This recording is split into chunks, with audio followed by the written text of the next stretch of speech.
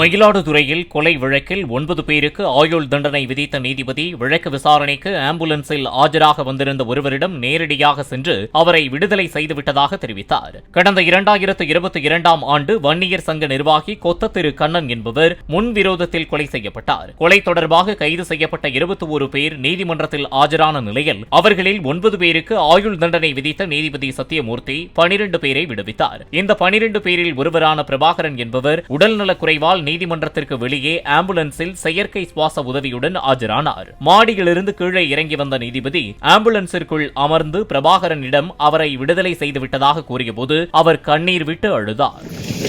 அவர் குற்றச்செயலில் ஈடுபட்டதா சொல்லி போட்டிருந்தாங்க.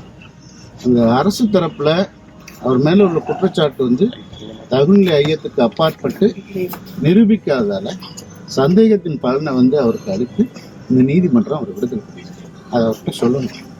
அப்பா அப்பா அப்பா சரி அழுவாதீங்க சார். ஐயா அழுவாதீங்க. குற்ற தீர்ப்பு சொல்றதுக்காக தான் வந்திருக்கேன். நீங்க உங்களால மேல வர முடியாதுன்றாங்க நீதிமன்றத்துக்கு. உங்களை இந்த நீதிமன்றம் விடுதலை பண்ணிடுச்சு, அதை புரிஞ்சுங்க. உங்க மகன் சொல்லிடுவாங்க சார். அவர்கிட்ட இல்லை எமோஷனல் ஆகிடுவாங்க சார். போதும் சார். இந்த இது மட்டும் ஒரு தீர்ப்பு தெரிஞ்சுட்டேன்னு சொல்லி நீங்க எனக்கு மேல எழுதி தகப்பனார் அங்க இருந்ததுனால கண்ணன் கொலை வழக்கு விசாரணையானது மயிலாடுதுறை அமர்வு நீதிமன்றத்தில் நடைபெற்று அரசு தரப்பில் மொத்தம் 31 சாட்சிகள் விசாரிக்கப்பட்டு இந்த கொலை வழக்கில் சிறப்பு அம்சம் என்னவென்றால் கண்ணுற்ற சாட்சிகள் ஐவிட்னஸ் என்று சொல்லக்கூடிய அனைவரும் அரசு தரப்பை ஆதரித்து நடந்த சம்பவத்தை உண்மையை நீதிமன்றத்தில் தெரிவித்ததன் அடிப்படையில் இன்றைக்கு ஆயுள் தண்டனை வழங்கப்பட்டிருக்கிறது.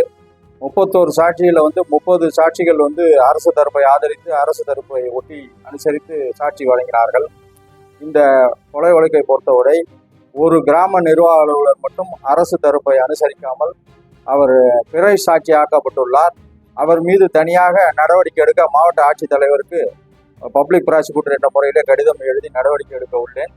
மற்ற ஏனைய சாட்சிகள் இதில் அரசு தரப்பை அனுசரித்து சாட்சி வழங்கியதால் அவற்றை கவனமாக பரிசீலித்த நீதிமன்றம் குற்றம் சாட்டப்பட்ட 21 நபர்களில் 9 நபர்கள் குற்றவாளிகள் என முடிவு செய்து அவர்களுக்கு ஆயுள் தண்டனை 2 ஆண்டுகள் 2000 ரூபாய் அபராதம் விதித்திருக்கிறது. பிளே ஸ்டோர் மற்றும் ஆப் ஸ்டோரில் இருந்து பாலிமர் செயலியை QR கோடு மூலம் பதிவிறக்கம் செய்யுங்கள். செய்திகளை உடனுக்குடன் பெறுங்கள்.